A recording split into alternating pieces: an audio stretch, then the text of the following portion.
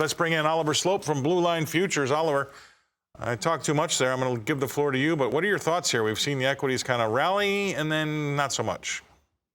Yeah, well, obviously, a lot of this is just kind of spillover money flow flying around in a lot of the commodities and even the indices, as you had mentioned. We had the stock market sharply higher in the overnight session, but now you're seeing that subside a little bit here on the floor open with the Dow only up about 7 points.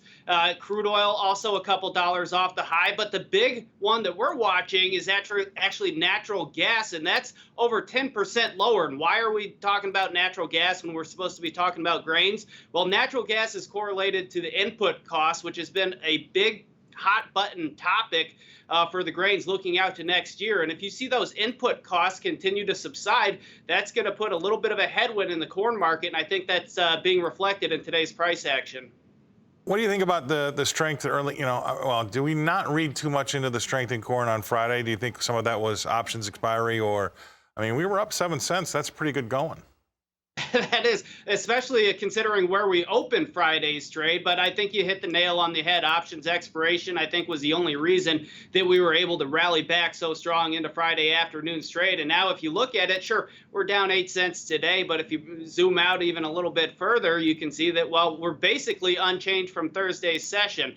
I think wheat could be the leading market here. If wheat continues to pull back, I think that could spill over into some selling pressure in the corn market. For that March wheat contract, $8 is very psychologically significant, and there's a bit of a trend line that comes in down there as well. That's a must-hold area for the bulls to keep this uptrend alive here in the near term.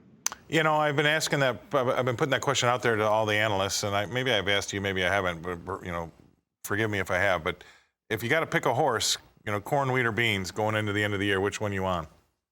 Oh boy, that's a tough one. I like corn fundamentally and technically. I'm concerned about the input costs, and I'm concerned about the managed money length there. I like beans actually probably a little bit more. So if I had to pick a horse, I think it would be beans, because right now it's very under the radar. No one wants to be long beans from people that I've been talking to, and that's usually a pretty good signal. It's usually when everybody's on the same side of the boat, that's when you got to be questioning if you're on the right side or not. Boy, if there wasn't a better example of that than the last report, you're exactly right.